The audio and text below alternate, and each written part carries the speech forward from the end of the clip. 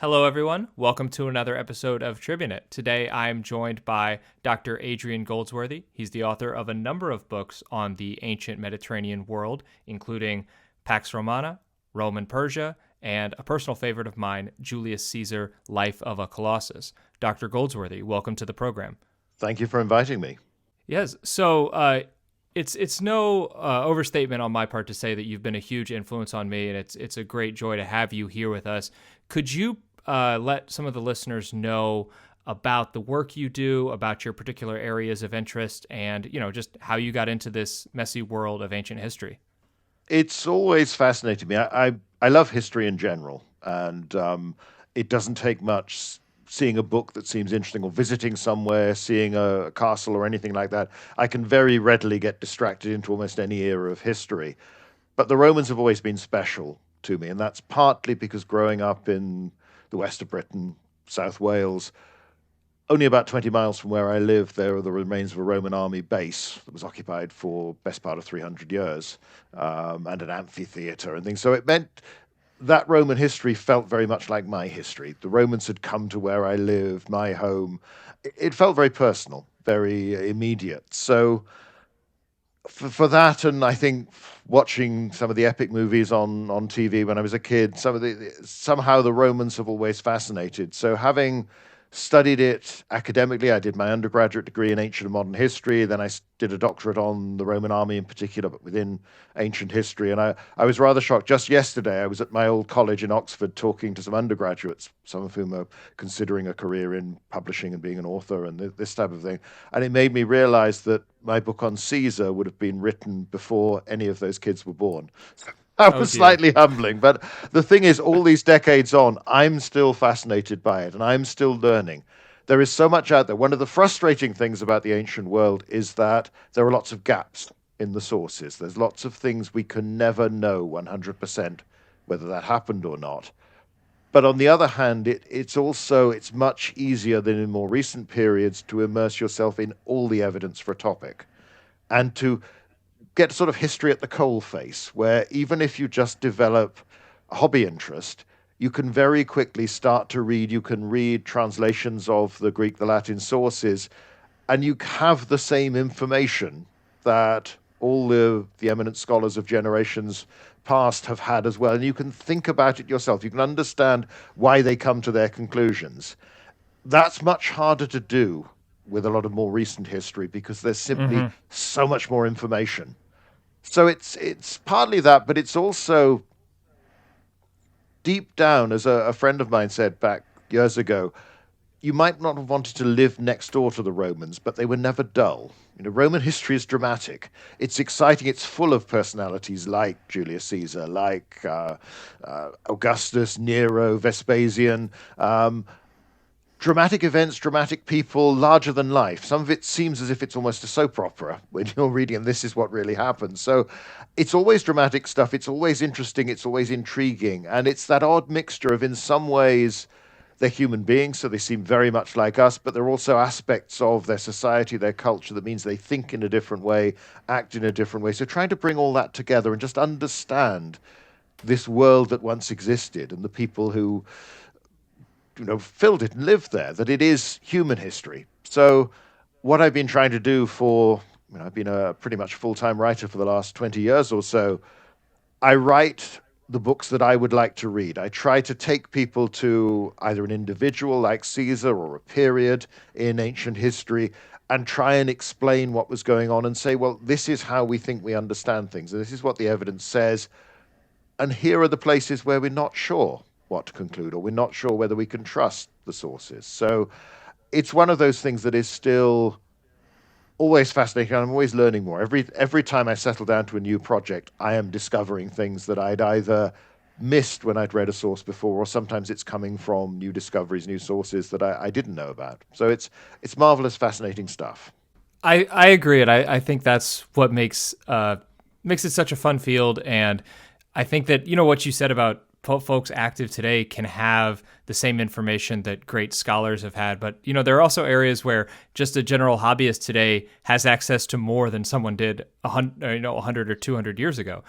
So that it's just fascinating to be like, wow, we all stand on the shoulders of giants, obviously, but to be able to discern at a level that, someone like Mommsen or Gibbon would not have been able to is quite the privilege. But if we're talking about kind of those gaps in sources and areas where things get a little cloudy, I think that one of the areas of Roman history that is less well understood, at least at the popular level, and that is partly owing to the fact that sources for it are not as great, is that 3rd century crisis era, post Severans through to maybe Diocletian, depending how you want to define it. It's not, like you said, you wouldn't want the Romans to be your neighbors. Well, this is a time when you definitely wouldn't want the Romans to be your neighbors, or the Romans' neighbors to even be your neighbors. So could you provide just kind of an overview of how this crisis came about? Because, you look back just a couple generations before, and things are going relatively well in the 2nd century, and then the wheels kind of fall off. Could you outline like external and internal causes for this sudden decline? Well, like all of history, it's very much hindsight. People at the time didn't think they were living through the 3rd century crisis or know that we'd consider them to be living in the 3rd century. But it is a period where emperors come and go very, very rapidly. There's this huge turnover, and it really depends on which people who claimed to be emperor and then got murdered or committed suicide or died for whatever other reason within a matter of months, or didn't even last a year or barely more than that.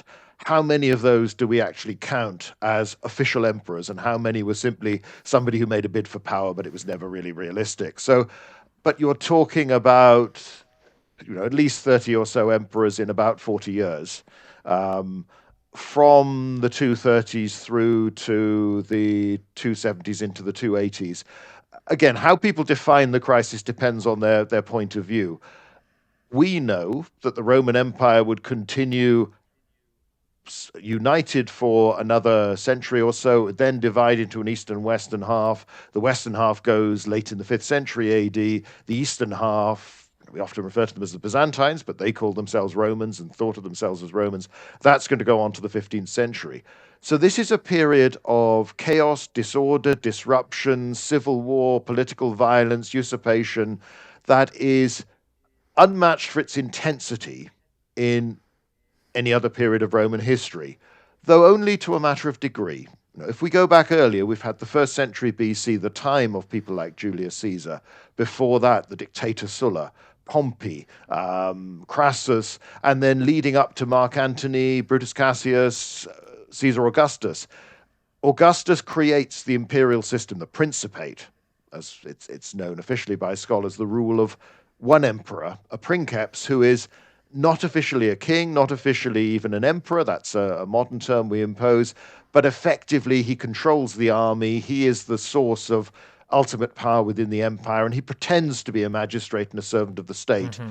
But it becomes more and more obvious that this isn't the case. It's the joke a philosopher who'd argued with Hadrian and had allowed Hadrian to correct him, even though Hadrian was wrong. The man is supposed to have said afterwards, well, you don't argue with someone who's got 30 legions.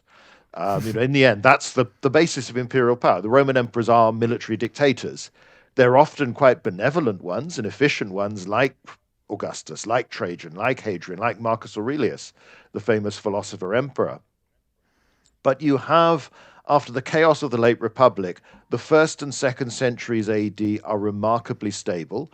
There is a civil war for nearly a year after Nero's death, but the next one doesn't come any serious until within months of the death of Commodus, that, again, people know mainly because of movies like Gladiator, a mad, bad emperor who doesn't get killed by Russell Crowe in the Colosseum, but gets strangled in his bath, but nevertheless had got murdered because he'd alienated his own household as well as nearly everybody else among the elite.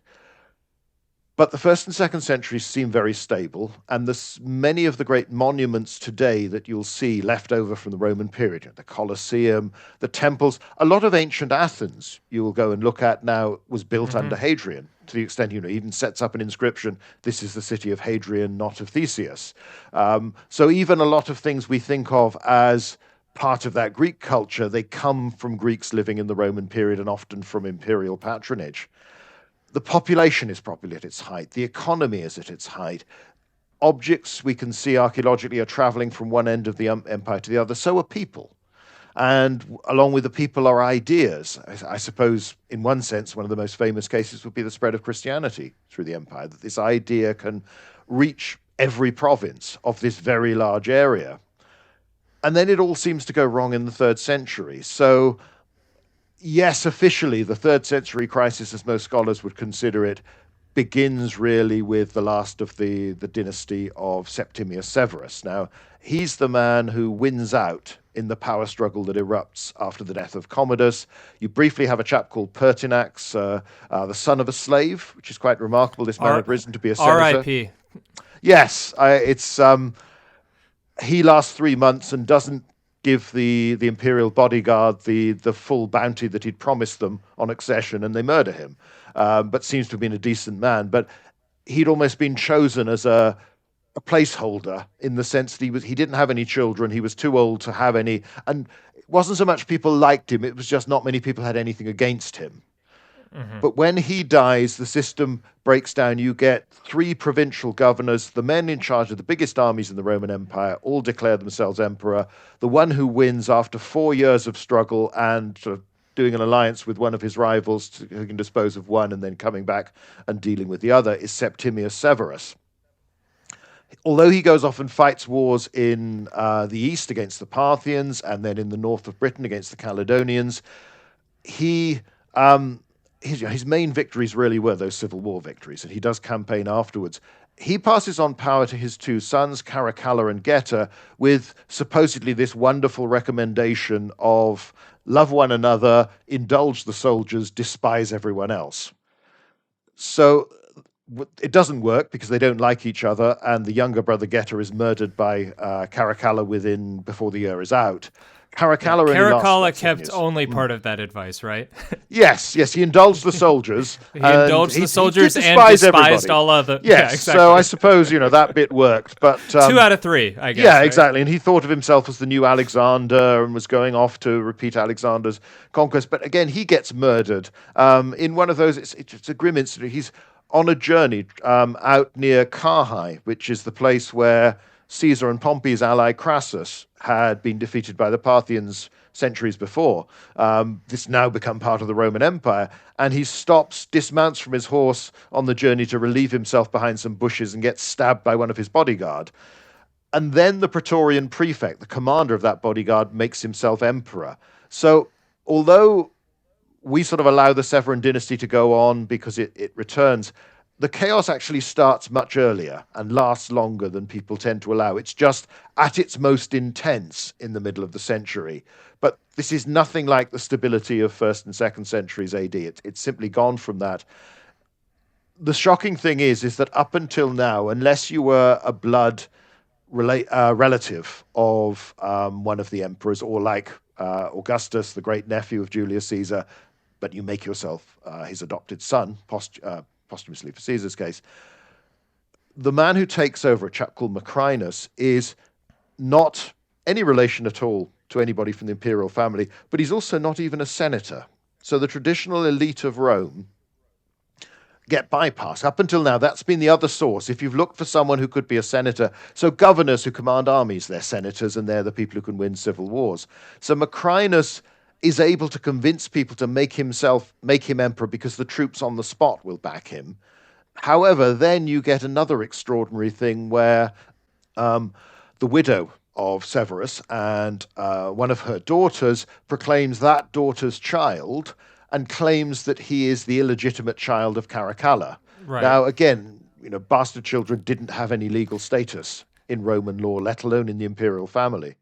And it's funny to me because they claim his descent through Caracalla, and then Caracalla was also then, just fraudulently claiming descent or adoption through Marcus Aurelius through his father. So it's like it's a very messy family tree, right? Like it is, and they're all proclaiming these things, and because when they've got force behind them, people will accept it. But it's very, very different you don't to correct. anything earlier.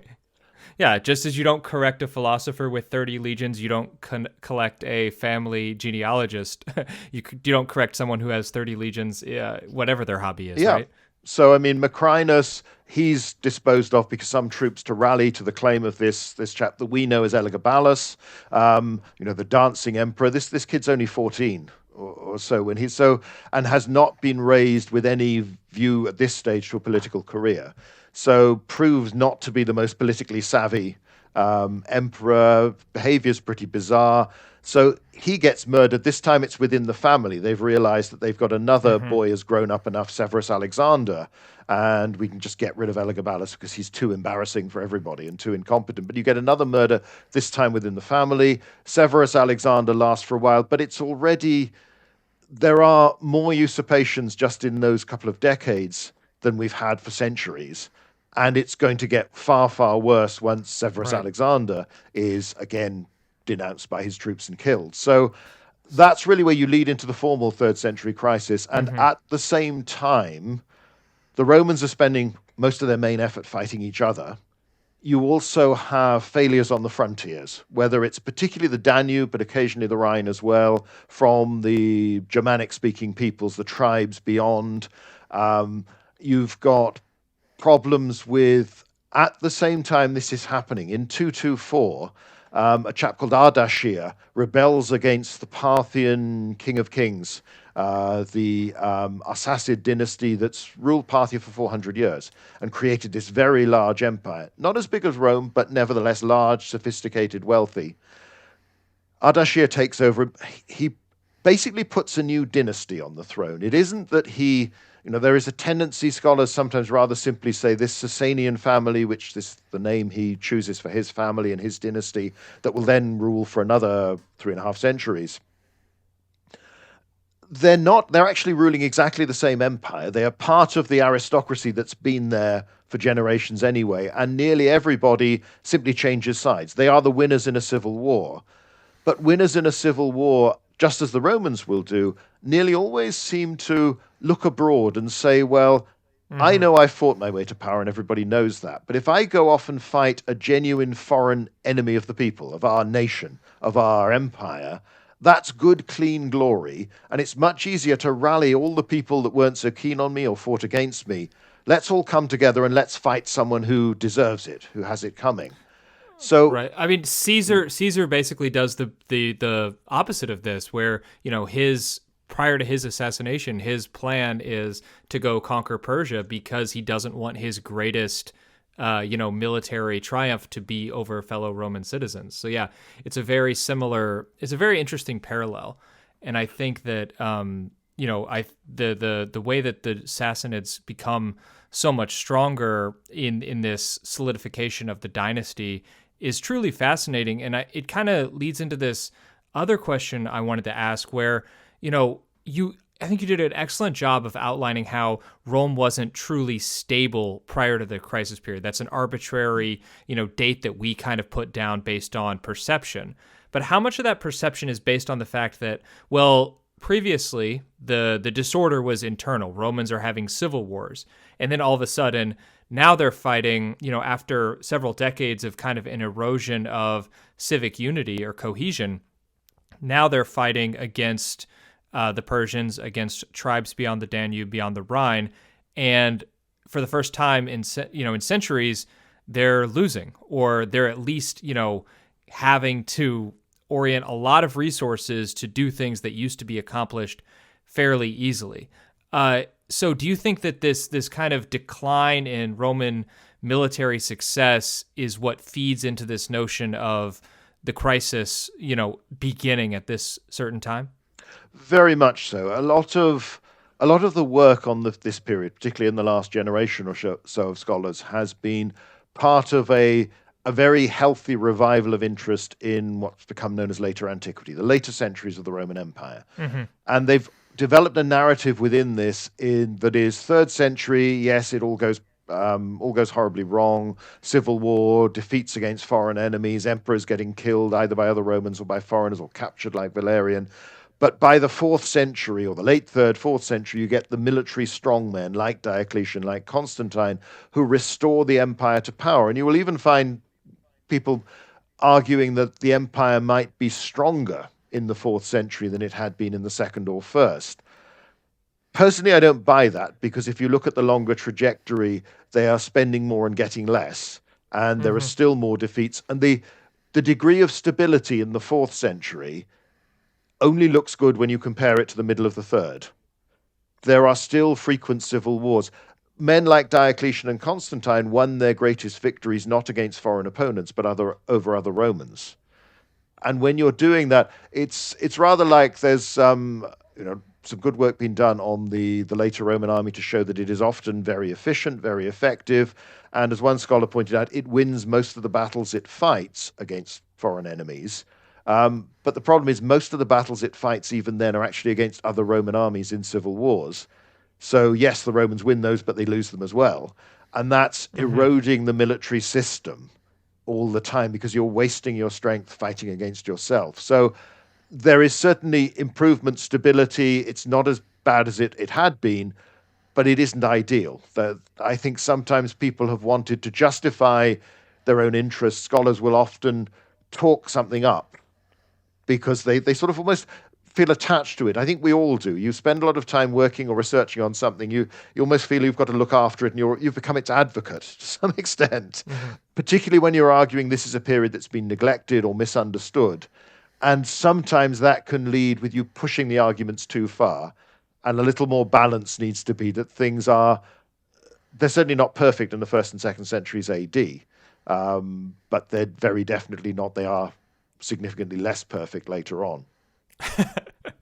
Yeah, I think that's a fair statement because yeah, I think that this desire to uh, apply a narrative to history, I think that's a human instinct, and we apply it to like every aspect of our lives. But in history is no different, especially when it becomes more distant and we don't have video recordings or actual people we can talk to. It's all about the interpretation of facts, and naturally when we're interpreting disparate facts, narratives get built. And that one of the things that gets neglected in that narrative building is, you'd find a lot of people surprised about the wars that Marcus Aurelius, for example, had to Mm. fight during the quote unquote Pax Romana, that there were invasions of Italy that were a pretty dire, things got pretty dire.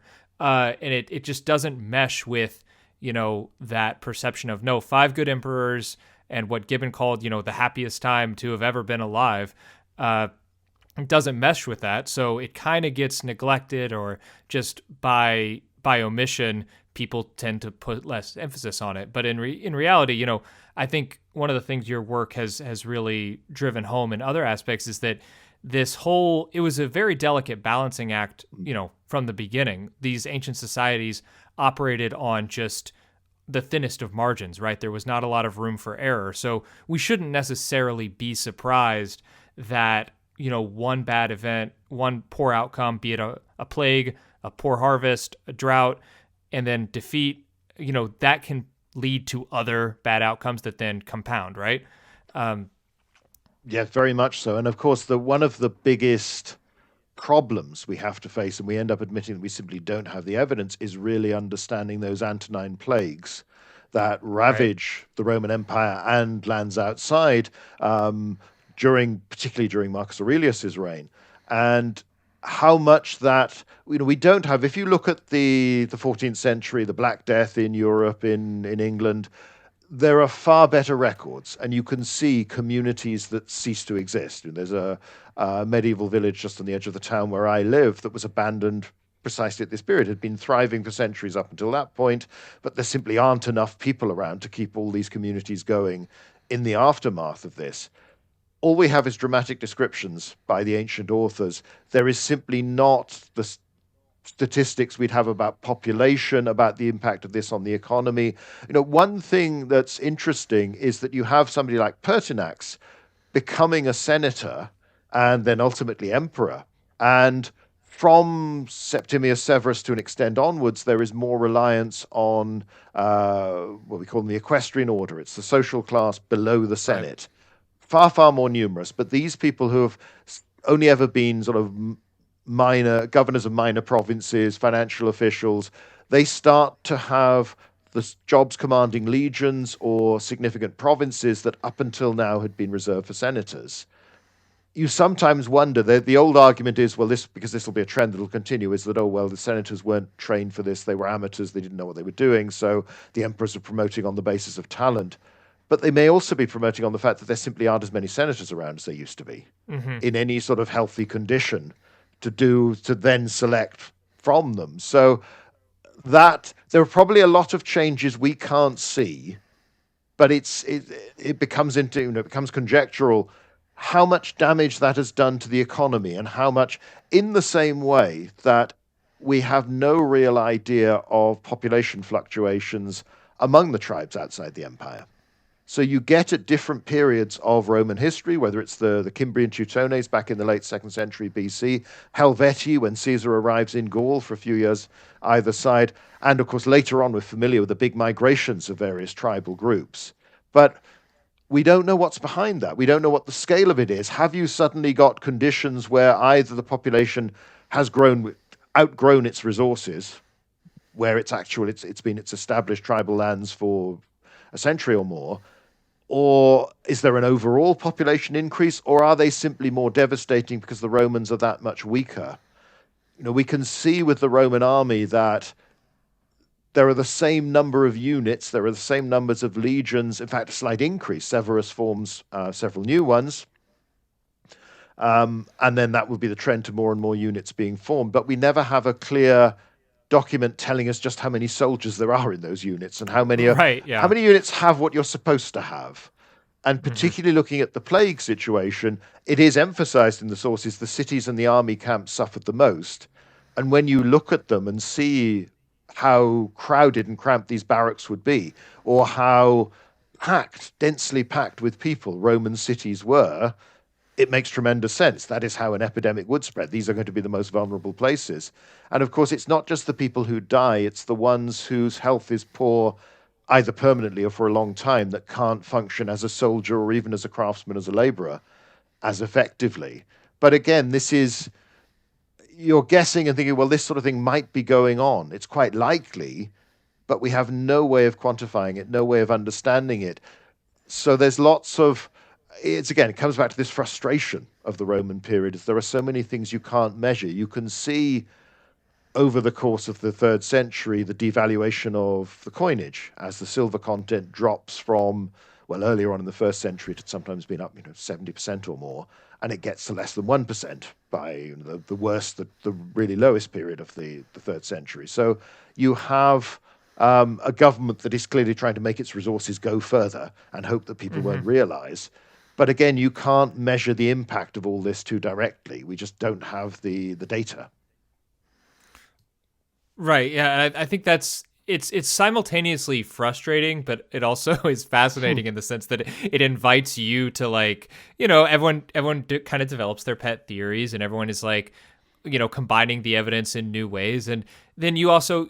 It's in some ways fun, I think, to be at an impasse like that where you're speaking with somebody who has a radically different interpretation than you do, but their interpretation is 100% consistent with available evidence. They're just maybe prioritizing different pieces at different weights than you would, right? And I think that that can just lead to fun discussions and academic banter that it can feel low stakes to outsiders, but it's engaging, and I think iron sharpens iron in that respect. And overall, it does bring everybody closer to the truth, even when we can't totally arrive there with any certainty, right?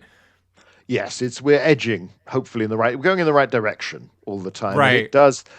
We all develop our precious ideas and think this is the way or this will solve everything. But yes, until you're actually challenged and you have to defend it, and then somebody can, as you say, take exactly the same evidence and make a completely different case from it.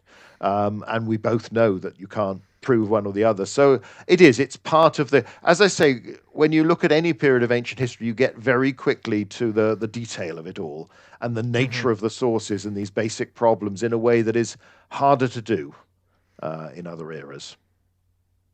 Right. So your specific area of expertise, I know you've written extensively on, the ancient world, the ancient Mediterranean world, but your specific area of expertise is, the Roman army, the Roman military, its organization, its history.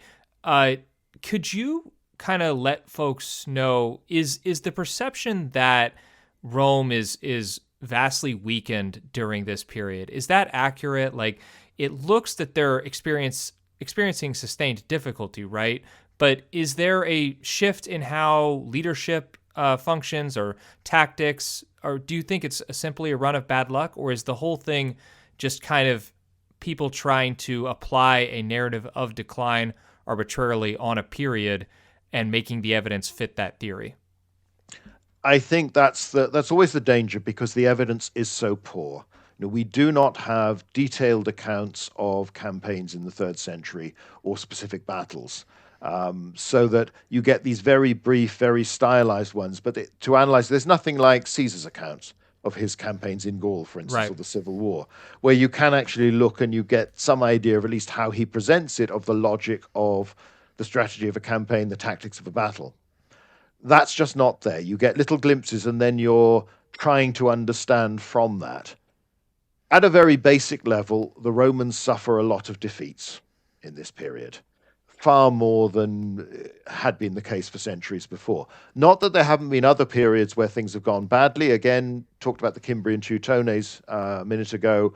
Late 2nd century BC, as they're migrating, they destroy something like 6 Roman armies and rout them. But again, we don't really have the details of those battles to know what went wrong before Marius defeats them. So Roman armies have lost at every period, and in Caesar's contemporary Crassus gets defeated by the Parthians at Carrhae, 53 BC. The frustrating thing is that the accounts of that battle are the only detailed accounts we have of a battle between the Romans and the Parthians at all. For the rest of the history, there's no more accounts of it. So we know sometimes the Romans win, sometimes they lose, but we don't know why in detail. And in fact, it's an equal problem. The next time we get a detailed account of a Roman army fighting the Persians in battle, as opposed to a siege, is actually from Procopius in the 6th century AD, talking about Belisarius at Dara. So we are trying to understand how a Roman tactical system and a Parthian and then Sasanian tactical system interacts on the basis of such little evidence. Ammianus Marcellinus in the 4th century talks about sieges quite a lot, but he doesn't describe any real pitched battles. A little bit with Julian's campaign, but not in great detail, certainly not to the extent where we can see, well, this is, the Romans have got a system here that's either not functioning against this enemy, or it is, or they haven't adapted properly. So again, the Sasanians leap in, and under Ardashir and Shapur, they defeat Roman armies. Shapur captures the Emperor Valerian. He forces Philip the Arab, another emperor, to capitulate, basically make peace. And Gordian III, Shapur claims to have killed him, but the probability is the campaign bogs down, and then he's murdered by some of his own men. Yeah, there's an asterisk. There's definitely an asterisk on that one, right? Yeah, we don't know it. And from Shapur's point of view, the Romans invaded me. They've retreated, and their emperor's dead. So of course I did it. Yeah, exactly. It's a logical thing. Any politician worth his or her salt would say exactly the same. Yeah. And there is a logic to it because the Romans haven't won. Therefore, Shapur can feel he's won. One thing I'd say to remember is always Ardashir and Shapur are the men who'd led an army in a civil war that had taken over the Parthian Empire.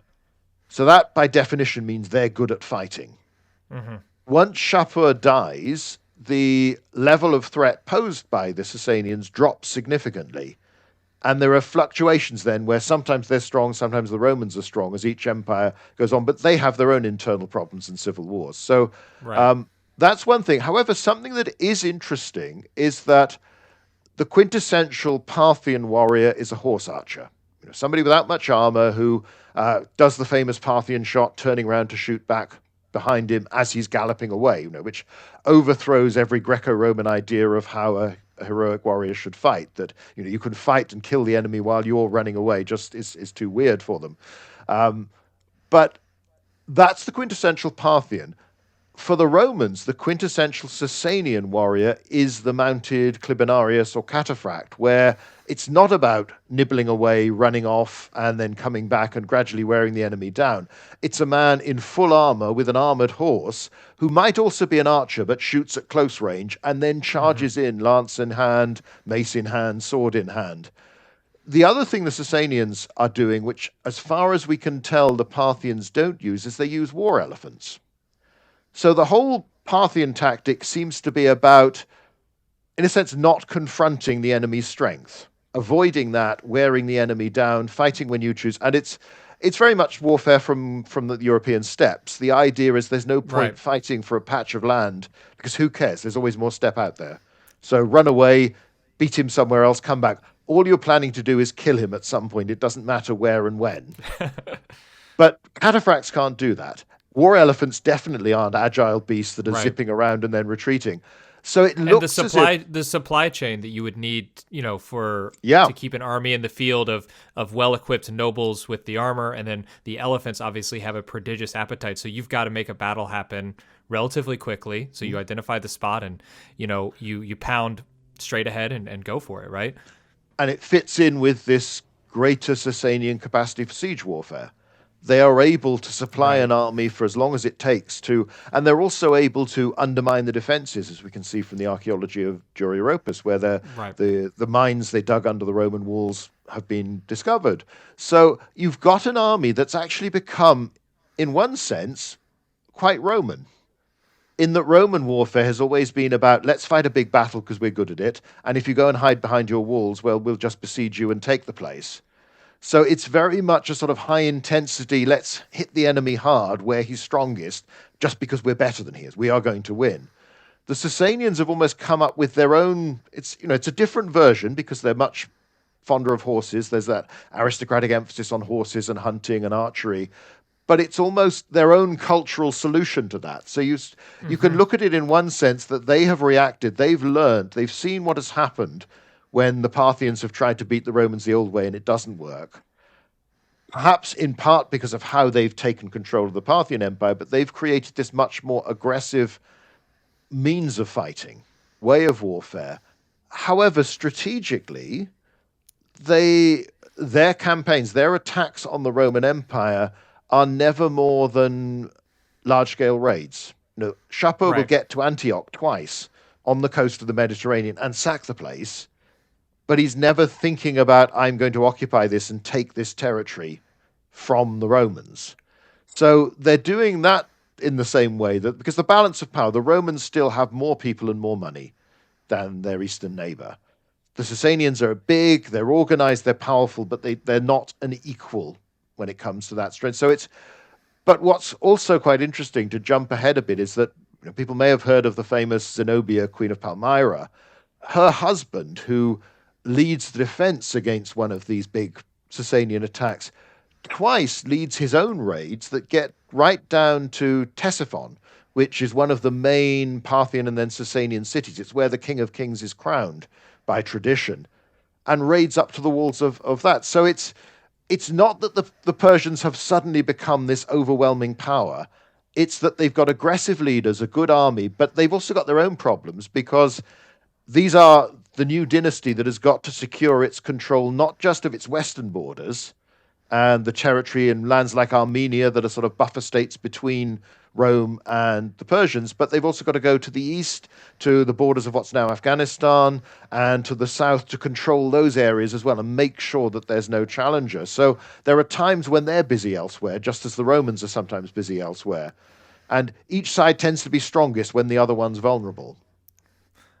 Yeah, I think that's the recurring theme of the 3rd century, because one of the things I've found is that parallel between, that Rome was kind of chipping away at the broader Mediterranean world during that Republican period of expansion, during a period where its foes were incredibly fractured, right?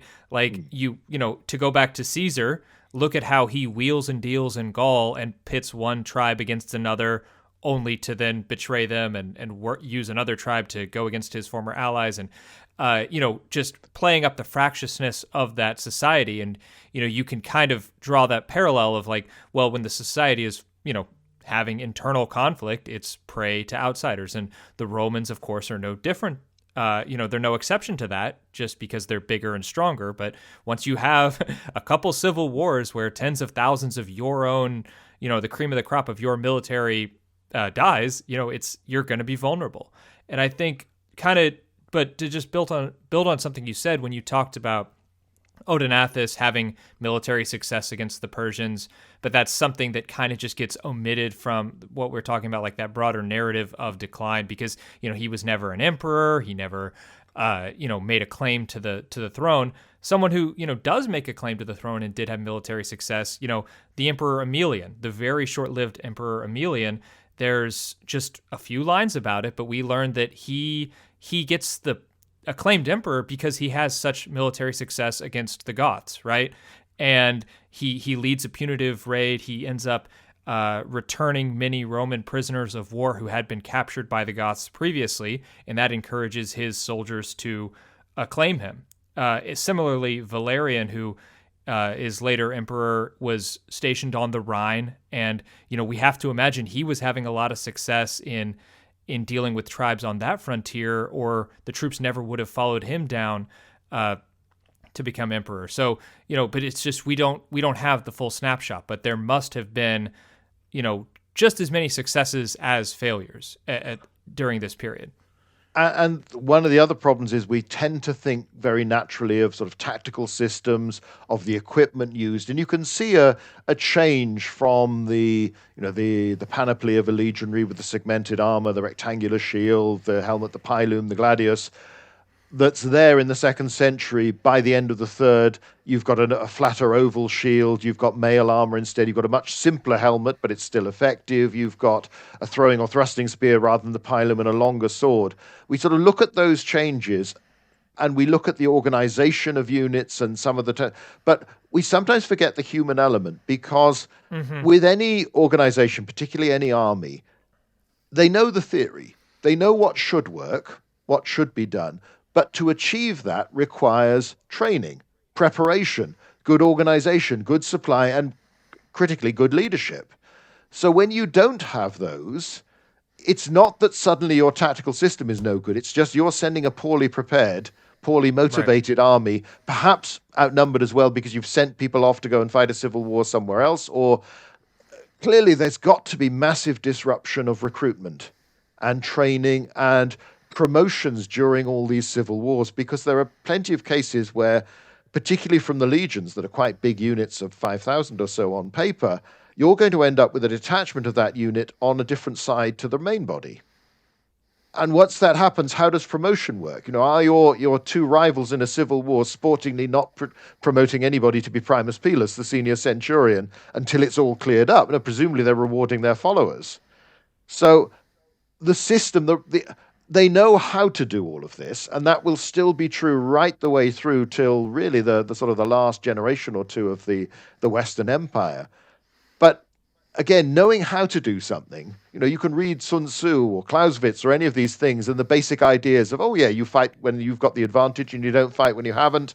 Right. All of these things are really simple. And even the technical element of this is a good tactic, this is good equipment, those basic principles have been established, but actually fulfilling them, performing them, that's the hard part. And the more disrupted the system supporting the army is, the harder it is. But of course, as you're saying, you get people who put enough things together in the right place at the right time and lead in a good enough way that they win.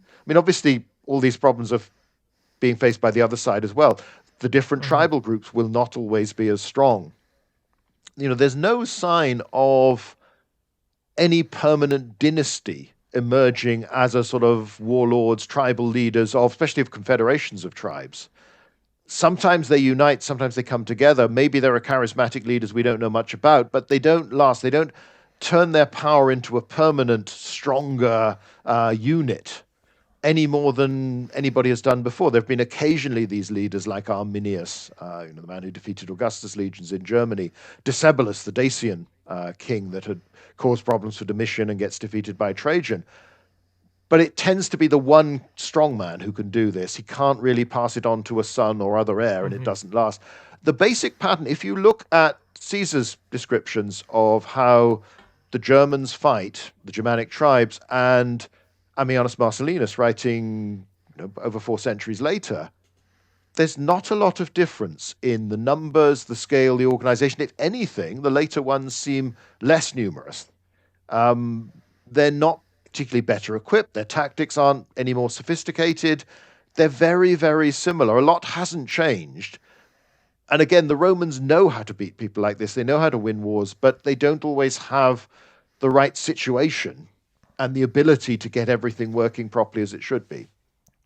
I think that makes this period so much more fascinating personally, because I remember when I first encountered it, it was easy to just characterize all these emperors, all these claimants, all this squabbling as just vain, self-aggrandizing people. And they certainly were. You don't lead a civil war by accident. You know what the consequences are going to be, win or lose, right? So there's certainly part of that, but there was just a temptation to see everybody was an idiot, everybody was a fool, nobody had any idea how to do anything, and the only thing they knew how to do was stab each other. And but really the reality is, a lot of these guys they had risen to the top of military positions, they had success on other fronts, and none of them makes it long as emperor because there's this cauldron of chaos and competing ambitions. But the fact is, writing them all off as idiots is just too easy, in my opinion. I think one of the things that studying this period more closely has illustrated is that they're bound by preconceptions. Like you had said earlier, everyone is shaped by their times to interpret information in a certain way, and so there was just this barrier to in imagination. Sometimes it's that they can't think beyond their circumstances to imagine something new, but oftentimes it's, well, I can't defend the Danube, the Rhine, and the East at the same time. It doesn't matter how smart you are, how well trained you are in military theory. If you've got 2 armies and 3 fronts, you're in big trouble. So but then there is kind of a sense that later the Barracks emperors bring some degree of stability. They're able to stanch the bleeding, so to speak. In your opinion, how does this crisis kind of lead to the rise of these Barracks emperors, these emperors that are termed the Barracks emperors? And what changes are they more symbolic of broadly? Because there's a big social shift that occurs that accompanies this push, this equestrianization of the empire that results in the empowerment of these men. It's a major, major change. And obviously there's some at a basic level. The people who win out are the ones who are more skillful, more ruthless, luckier than the others. It's been a very competitive and robust system of selection to get to this point. I think it comes down to, you sort of see it with people like Aurelian, who can create stability for a few years and win success, but then get murdered. It obviously, you get with Diocletian, you have a man who seizes power and then, first of all, defeats his other Roman rivals, and then creates the Tetrarchy, this system of eventually 2 senior emperors, 2 men with the title Augustus, each helped by a junior who's called Caesar. So one of the problems has always been, and it comes back to what we were talking about a minute ago, is that, as you say, if you've got 3 fronts to fight and only 2 armies, one of them is going to be neglected. The people who live there aren't going to be too happy about your decision to make them the lowest priority. Right. And if somebody can scrape together enough troops there to fend off whatever threat you've got, then they become a hero, which means that they might start to have ambitions, but even if they don't, any emperor around will probably think they will have ambitions. So it becomes one of those things where you almost have to declare yourself, because you're not going to be trusted anyway, and not being trusted tends to be fatal. So what you have with the Tetrarchy is the idea, well, now there's more than one emperor, there's 4 eventually, each with troops that are under their direct control, that they can move around, that are not tied to a frontier zone, and therefore you can move to wherever the problem is, and it's like a firefighter. You basically go, you deal with the latest problem, you sort it out, and move on to the next one. And that gives you four people at any one time who can go off and solve a major problem on the frontiers, which does significantly increase the capacity of the empire to deal with multiple threats at one time. However, to do that, you sacrifice a lot. At the same time, you drastically changed the old system of imperial administration. Again, something was, as so often, you can see a lot of this change occurring under the Severans and Septimius Severus himself. For a century and a half from when it's conquered, Britain is a single province with an army of 3 to 4 legions, with auxiliary troops, 40, 50,000 men in theory, a major chunk of a Roman army of, say, 350,000. And it's all under the command of one provincial governor who's a senator appointed by the emperor. He holds delegated authority, but he is the supreme military, judicial, political authority on the spot. Now, those sorts of resources can deal with nearly every major military threat you're likely to face. However, it also means that man's got enough resources to challenge you and make himself emperor. So from Severus onwards, most provinces like Britain get split into two. Under Diocletian and into the 4th century, Britain will end up being split into 4 provinces, eventually 5, same area, but within those provinces, you separate the military and the civilian administration, and you separate the military into the what are called the limitani, these frontier troops, and the comitatenses, the field army, supposedly. What that does is make it much harder for any one individual to rebel against the emperor, because it's much harder to gather support from all these other people to back your claim. But it also means, conversely, it's much harder for, if an army of 40,000 barbarians suddenly appears, for one person to get all the resources they need. Because you might control the troops, but you don't control the sources of food to supply them, the animals they'll need. Or pay them, yeah. They'll pay them, exactly, all of these things. So it means that there is a big difference between the local people and one of the emperors. The emperor can turn up and do all of these things. But again, it comes back to that same basic problem. If you've got 4 emperors and suddenly you have 5 major threats, 5 fronts, what happens to number 5? It's easily forgotten that while Diocletian is emperor for 2 decades and eventually resigns, that the first decade he's fighting civil wars most of the time, more than foreign enemies. When he creates this tetrarchic system of 4 emperors, it only lasts a matter of months after his resignation, because he ignores Constantine, for instance, who's the son of had been a junior emperor, has now become a senior emperor, and ignores the son of one of the others. So you end up very quickly with 5 emperors afterwards, because one's being proclaimed by the army, Constantine in York. And then it spreads. Constantine, who again will unite the empire, but spends half of his reign fighting civil wars, and only the second half really dealing with trying to reassert Roman dominance on the frontiers. The priority is always with your Roman opponent, because your Roman opponent will take your job and kill you. The odds are most of the foreigners won't do that. Valerian is captured by the Persians, Decius gets killed by the Goths, but most Roman emperors die at the hands of other Romans or commit suicide. It's often in a palace conspiracy rather than necessarily a battle, but it's in one of these campaigns, these power struggles. So there are, in some ways, you can see this as a way of patching things together, reasserting some control. But the tetrarchic system they create does really rely on having a strong man like Diocletian, someone with the force of character, the ability perhaps to bully all those around him into doing what he wants, and who scares people because they know he's ruthless. Constantine can do this, but his sons can't. Again, his attempt to divide the succession up falls apart as soon as he's gone, and they're at each other's throats. There's this purge of the family. The tetrarchy with the neat system of 2 senior, 2 junior emperors doesn't outlive Diocletian. And we we use it as a convenient term for describing that later government. It's the tetrarchy that dominate, because the emperor has changed from being the first among equals that Augustus pretended to be, that I'm just another senator, I walk through the streets of Rome, instead of someone who will go to dine with other senators, who will talk to petitioners. You have, there's the classic account in Ammianus Marcellinus of an emperor riding into Rome and not even acknowledging the crowd in any way as they cheer him, not looking aside.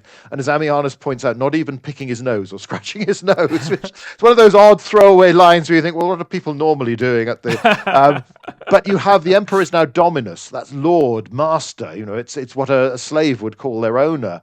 And instead of Augustus, who would rise to greet you and shake you by the hand, if you're ushered into the presence of one of these emperors, you prostrate yourself, and if you're lucky, you get to kiss the hem of their robe, or if you're more senior, might kiss their hand. But it's a very different world, and it's partly the Senate have, to some extent, been sidelined, which, yes, they'd caused all sorts of problems, but it's equestrians, this next level down. That's where men like Diocletian, these other later emperors, that's where they've come from. But there are tens of thousands of them around in the empire. It's not a group you could possibly know in the same way that you could know 500 or 600 senators, which means there's an element, there's a political sort of level that's been taken out of the system. It's still very, very hard for these later emperors to ensure the loyalty of their subordinates at all levels and to control and even to know what's going on. You have classic cases in Ammianus Marcellinus talking about the 4th century where we get detailed accounts where emperors act on false reports, on lies told about some of their subordinates that end up provoking a civil war, because once the man's been condemned, then he feels he's got nothing to lose. He's dead anyway. So it's you see that there's a really neurotic sense. Constantine even executes his own son based on false reports. It's fake news has always been a problem, I guess you could say. And the more your emperor shuts himself away, the more he's isolated. You could say Tiberius did this to himself by going off to Capri. Then those who have your ear, who control the information you receive, but at least in the older fashion where the idea of the emperor who was just a distinguished senator and talk to these people, talk to more people, it gave him a slightly better chance of knowing what was going on. It becomes very difficult later on. So it's true with all these sort of extreme centralized regimes that this is the problem. How do you know what's happening?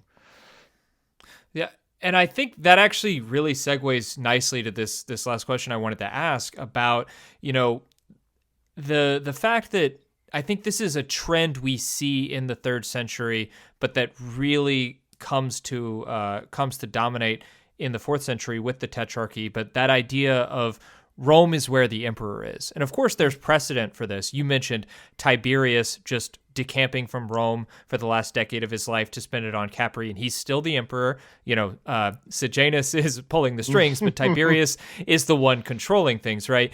But then you have Hadrian, who spends the bulk of his reign on tour throughout the empire, and there's no sense that he's not the emperor because he's not interfacing directly with the Senate every day, right? So in your opinion, how does the 3rd century lead to a decline in senatorial prestige? Because I think one of the things people often forget is that even though the Senate had been defanged and was not the same institution it was during the Republic, they were still valued either as counselors or as administrators. And, it was not an entirely, powerless position to be a senator. It wasn't just a social club, as can often be considered.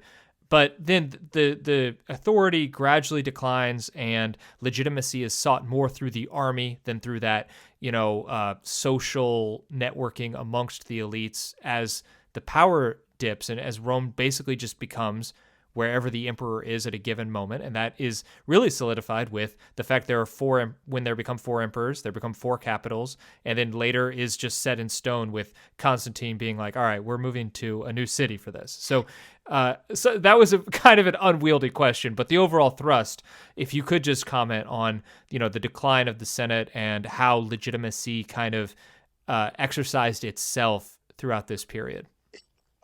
Something we talked about earlier and I emphasized with Macrinus, the man who arranges the murder of Caracalla, is not a senator, has never had a senatorial career. That's the first time someone like that gets accepted as emperor, because up until then, there's been a sense that you didn't just need to command an army, you needed to be a man of reasonable status. And in part, you only got those commands because you were a senator of distinction. And you have even, Tacitus, interestingly, when Tiberius, in his usual ham-handed way, that he's just not very good with people, when Augustus dies, he sort of confuses the Senate as to whether or not he wants to succeed. And they start considering who amongst their order would be a suitable emperor, who could be a princeps. And there's always been that view. The same thing is happening when Caligula's murdered. And the Senate then, for a couple of hours, debates, should we be a republic? Again, says, no, that's a bad idea. So which one of us should be emperor? Who's best suited to this task? It was quite hard to be an emperor. Yes, you could do it through winning a civil war, but you had to be somebody of fair status before you started. And again, you were from that limited group. It's much easier to keep your eye as a suspicious emperor on 500-600 people, particularly when you can rule out more than 50% of them as, they're backbenchers. They're not going to ever be important enough to do that.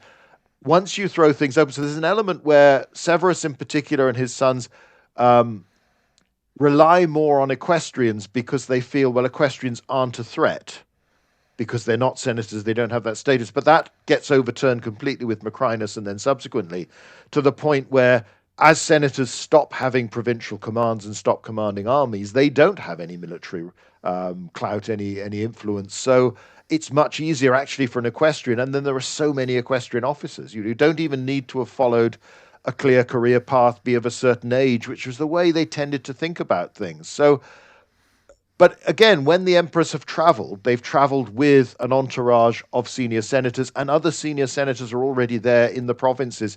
Again, come back to Britain. You tend to think of it as right on the fringes of the empire, not very important. But in the first and second centuries AD, there were always 4 senators and 3 men who wanted to be senators in Britain at any one time. 1 as governor, 3 in charge of the legions, and then 3 as the senatorial tribune, or they're at that very beginning stage of their career. So an awful lot of that old Senate had been posted around different bits of the empire and had some experience of these regions. You're losing that. You're going to a more, the traditional scholarly view, particularly those who will talk up later antiquity, is that the equestrian officers are professional soldiers. They are simply better. They are more talented, more experienced. They're people you can rely upon rather than these effete amateur senators. Except that there's no evidence for any formal training of equestrian officers or any selection process on talent for them. And they don't seem to do any better or any worse, particularly than the senatorial commanders have before. One thing, though, and this is something that has only really come to me in more recent years, but it's an interesting thought.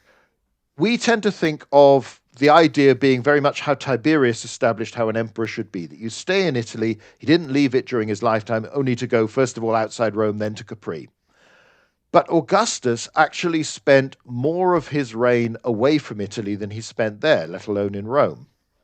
And he also repeatedly used Agrippa and gave him similar powers, just not quite as distinguished as himself. He got the Maius Imperium Proconsulare, this authority greater than any provincial governor. He got the sacrosanctity of being a tribune, as did, there'd be similar powers given to Tiberius, Drusus, Gaius, and Lucius. I half wonder, in a funny sort of way, I don't know whether it was necessarily conscious, whether actually Augustus wasn't trying to create a system of the rule of a single princeps, but actually of a team that's remarkably similar in some ways to the idea of Diocletian, that you have more than one man at the top, so you can be in more than one place at a time. And that you're actually, so when Agrippa will go and deal with the Eastern Empire, settling the internal provinces, negotiating with the Parthians, somebody else might be doing it, or Augustus himself, in Spain. Even when he's not campaigning, he's supervising from close to the theatre of operations. And he traveled, he's simply, it's only because Tiberius is very old when he becomes emperor and doesn't want, and has already been doing this for a long time and doesn't want to do it. Right. But in a funny sort of way, that what we think of as the typical role of an emperor, of sitting there in Rome, isn't Augustus. But you only realize that when you actually look through and go chronologically and say, well, where is he at any one time? And it's partly as well, he has the advantage, he has family members he can trust to do these grander jobs.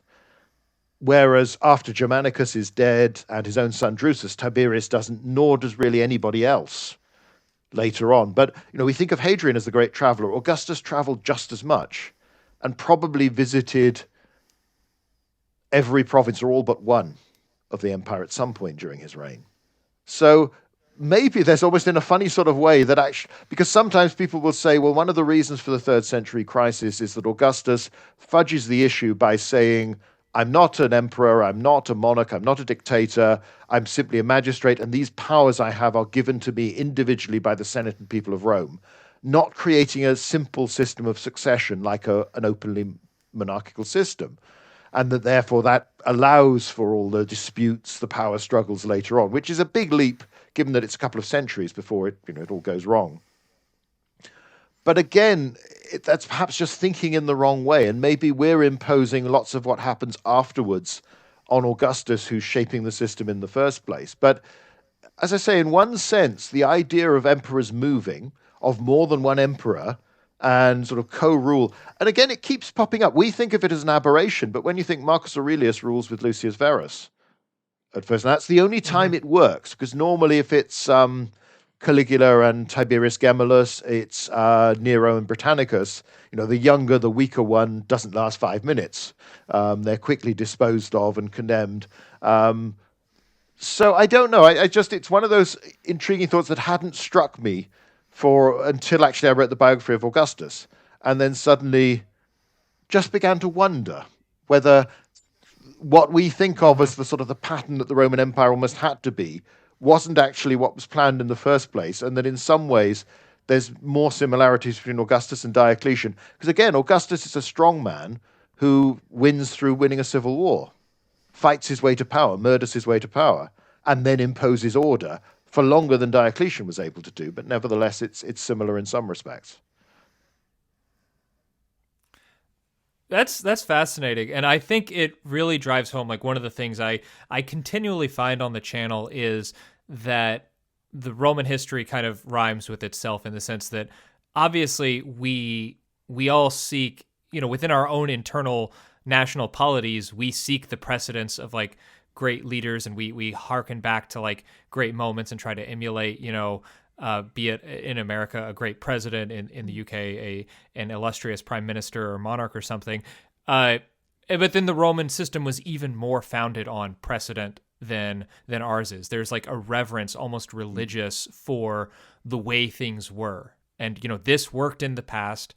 That indicates that it will work again if we apply ourselves to it correctly. So yeah, I don't find this idea terribly shocking or terribly out of the blue, because I think one of the interesting things about the crisis period is you can see it building to the Tetrarchy with an increased division of imperial authority. I think it's Philip the Arab names his brother, corrector of the East. And it's like this brand new position where, you're essentially the deputy emperor, but you're having the eastern half. And obviously none of these guys are able to thread the needle and make it work for long enough for us to see, oh, did that system, did Gordian giving Timesitheus incredibly unprecedented power as Praetorian prefect, was that a viable way to kind of have a loyal deputy, to be a man in different spaces, because the emperor in an era before modern communication just simply can't hold something like this together. And anyway, like you said, it's fertile grounds for speculation, and obviously, like it's unfalsifiable, which makes it frustrating, but also makes it fun. So who knows? But anyway, before we wrap, I want to just ask, are there any projects you're working on that you'd like to promote? Anything? I know you've got a book in the works. Are there social media channels where people can find more of your scholarship, more of the work you're doing? The only thing I do is YouTube. I mean, I've got my website, adriangoldsworthy.com, but the active stuff, once a week I post a video talking about mostly Roman history or Greek history on that. That's Adrian Goldsworthy, historian and author. But if you search for Adrian Goldsworthy, you'll find it. And the book is Athens and Sparta, which is released in early May, 12th of May, I think, in the United States, a couple of weeks before that over here in the UK. And that's a look at a long 5th century BC. And it's trying to explain partly because I've written about Philip II and Alexander the Great, how the world came to be as it was when Philip II is born and becomes later on King of Macedonia. But also, the one thing everybody seems to know about the Greeks is the Spartans at Thermopylae, the 300 standing up Right. against the Persian invasion. Athens and Sparta fought together to defeat the Persian invasions. Within barely a generation or more, when you come into the time of what we call the Peloponnesian War, both sides are asking the Persians for money to fight their former allies, the Right. fellow Yeah. Yeah. Greeks. So, how does that happen? And then, broadly through that, try and present an introduction to Greek history. Because while I'm always intrigued and fascinated by the Romans, and I'm not going to stop looking at the Romans, sometimes Greek history gets neglected, and it's worth understanding in its own right, but also because it shaped so much of subsequent culture, Hmm. in particular the Roman period. So it works on so many ways. So it's meant as an introduction, and by looking at Athens and Sparta, you see these two experiments in different ways of running Right. a state, a city, and how that plays out, and just telling the story. Again, as with everything I write, the aim is that if you're interested enough to pick the book up, you're told everything you need to know. You don't have to come with prior knowledge. That's fine if you do, and hopefully there's new ideas if you do, but that it's bringing people to this subject and trying to show again just how exciting it is, how much fun it is looking at this, how intriguing all of this is. So that's the aim of that book. All right. Well, great. I am not as well versed in Greek history, which makes me, I think the prime target for that. Greek history just seems so messy. I mean, I have a good understanding of it, but like, and I'm sure this is how Roman history looks to the outsider. But like every time I dive into the Greek world, I'm like, okay, this is too many cities. I can't like oh, you've got archons, you've got kings, you've got oligarchs. Like, come on, guys, like, can we get this together? So, but yeah, it sounds fascinating, and especially at a moment, I think, when that dichotomy of Athens and Sparta. I think it's crucial. They fought a war over their different systems of government, and I think it's so interesting to like just kind of make the classical world more complex in a sense, because people will say the Greco-Roman tradition as if it Yeah. is a thing. Yes. And or I like ancient philosophy. It's like, well, which one? Like Yes. like Yeah. the Stoics and the Epicureans were not on the same page at all. Like, you can't, you know what I mean? So like, obviously you take the good with the bad, and you look at different systems from each, but like at a time, I feel like when so many people will extol Greco-Roman civilization is like this incredibly unified thing. I think a book like this could be absolutely fascinating to read in a sense of like, listen, not even Greek civilization was this unified whole. There were 1,000 people with 1,000 different ideas about how things should work, but that's more or less how every society is. They're never as unified as we can look. It's 2,000 years ago. We just smooth over the differences arbitrarily. Well, Dr. Goldsworthy, again, thank you for joining. I'd love to do this again. This was incredibly informative, and there was a ton we didn't get to. I did want to talk more about the military, as that's your area of expertise, but you had so many great things to say, and I couldn't resist the follow-up questions that I did add. So if you're up for it later, we'll do it later, but I appreciate your time. Thank you very much. Thanks for having me. And yes, I'm sure we can do another one. It's as I say, as you may have noticed, I like talking about history and particularly the Romans.